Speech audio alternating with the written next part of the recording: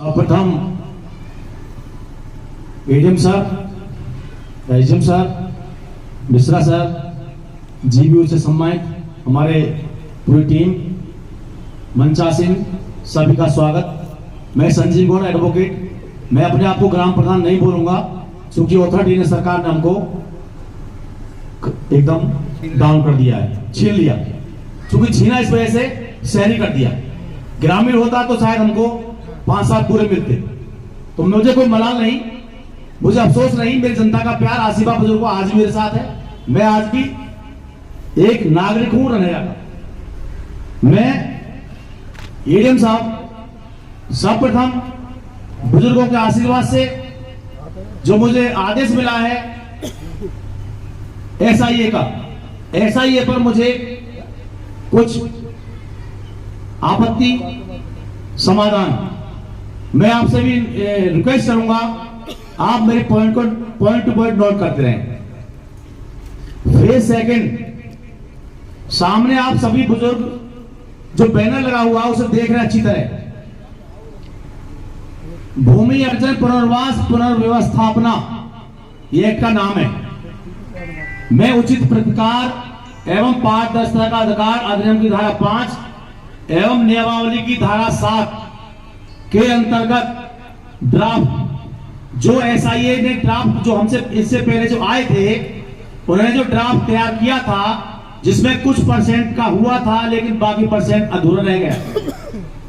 Draft सामाजिक समाघात report एवं सामाजिक समाघात प्रबंधन योजना पर लोक सुनवाई, यह आज की पंचायत का मेन हेडिंग है। आज मात्र लोक सुनवाई एसआईए पर हो रही है। जो इन्होंने कुछ परसेंट ड्राफ्ट तैयार किया था, बाकी रह गया था, उसके लिए आपके बीच उपस्थित हुए हैं। मैं सभी का सम्मान करता हूं। इसी बीच सामाजिक समाघात अध्ययन टीम, श्रीमान अध्यक्ष जी, जेवर एयरपोर्ट फेज 2 गौतम बुद्ध नगर।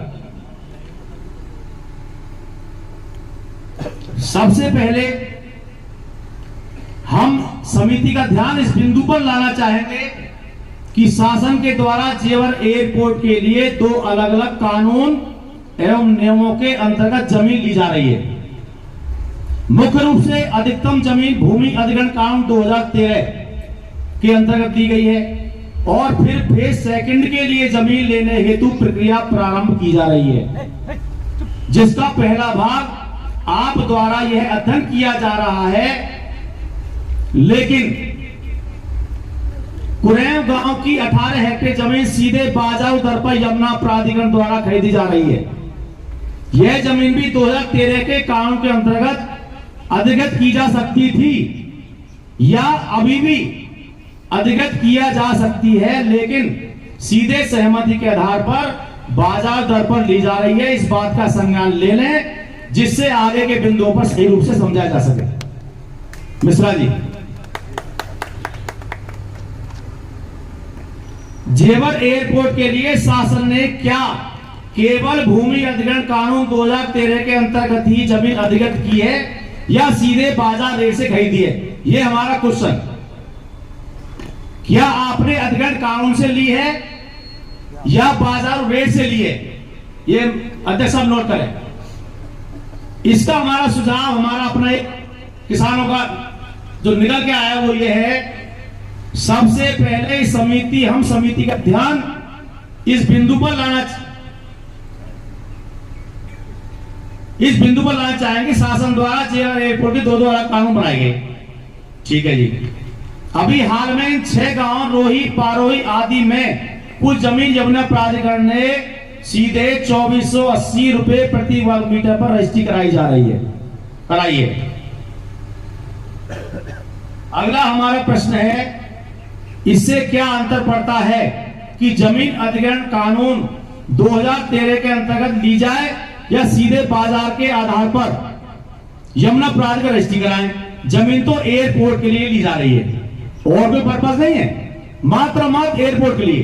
लेकिन 2 कानून इसमें आ गए, अधिग्रहण कानून 2013 और बाजार कीमत। उत्तर हमारा किसानों का ये है, हमारा अपना एक इसमें वो भी है, आपत्ति भी, सुझाव भी है। बहुत फर्क पड़ता है इन दोनों चीजों में, बहुत फर्क पड़ रहा है, पड़ेगा। अगला प्रश्न ये है, इससे क्या अंतर पड़ता है?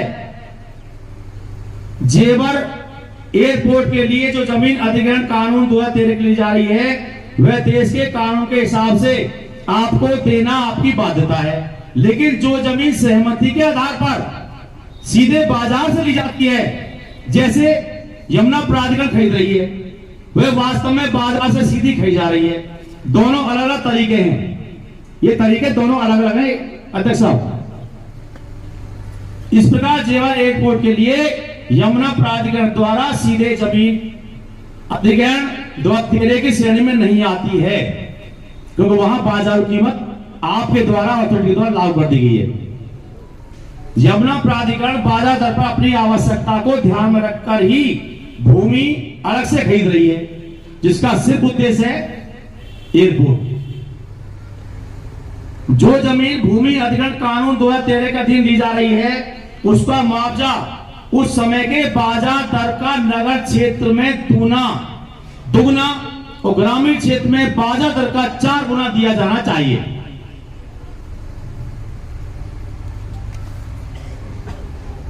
शासन द्वारा दर के अलावा सांत्वना स्वरूप अधिक मुआवजा 4 गुना या 2 गुना जैसी स्थिति देती है, क्योंकि आपकी जमीन जनहित में ले रही है। यदि जेवर एयरपोर्ट प्रथम चरण में 2300 का रेट दिया तो इसमें बाजार दर 1150 था, जिस समय फर्स्ट फेज में दिया गया। आप भी सब फर्स्ट फेज वाले बैठे हैं। 1150 सांत्वना के रूप में नगरीय क्षेत्र के कारण मिला, लेकिन मुआवजा भले 2300 रहा हो, बाजार रेट 1150 ही माना गया था। इसके विपरीत जब यमुना प्राधिकरण ने 2300 के रेट पर सीधे समझौते के आधार पर बाजार से जमीन जैसा कुरैम में ले रहे हैं लिया, तो यह रेट बाजार का ही होगा। इसका मतलब यह हुआ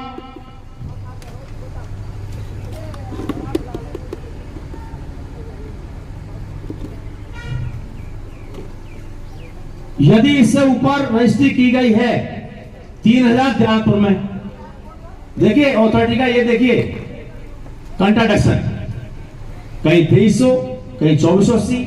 अब ध्यानपुर गांव में जो लिया है 3000 में जो अधिकतम है उसे ही मैं आपको और बता दूं, कंपनसेशन एक्ट 2013 की धारा 26, मेरे सम्मानित पंचायत सभी अधिकारी जानते होंगे, अच्छे से पढ़ी भी होगी, और मैं तो शायद अनभिज्ञ में जानता नहीं क्या होती है, सब लोग विद्वान बैठे हैं। धारा 26 भूमि अधिग्रहण कानून 13 के अनुसार माना जाएगा। यदि यमुना प्राधिकरण को कुरैम में 18 हेक्टेयर जमीन भूमि अधिग्रहण कानून 13 के अनुसार लेनी होती तो इसमें कई वर्ष लग जाते। हालांकि 2018 में कुरैम के 18 हेक्टेयर का भी भूमि अधिग्रहण कानून के अनुसार नोटिफिकेशन कर दिया होता। कोई नोटिफिकेशन नहीं हुआ हेक्टेयर का, जल्दबाजी कर ली गई, बाजार रेट पे ले ली गई।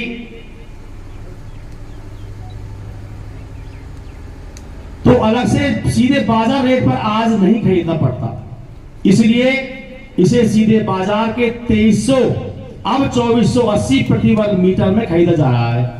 आपको पता है जो चीज जल्दी खरीदी जाती है वह महंगी होती है। आपको इस विक्रय पत्र जो सार्वजनिक रूप से इंटरनेट पर है पढ़ना चाहिए, सारी बात साफ हो जाएगी। मुद्दा नंबर 2, क्या इन गांव को गांव मानकर बाजार दर का 4 गुना मिलना चाहिए या इनको शहर मानकर बाजार दर का 2 गुना मिलना चाहिए? बहुत काफी अंतर है अध्यक्ष महोदय। नंबर 1, जब प्रथम चरण के अध्ययन में फरवरी 2018 में आपकी टीम हमारे गांव आई थी तो हमने आप लोगों से सर्वे के दौरान पूछा था कि हमको 2 गुना मिलेगा या 4 गुना।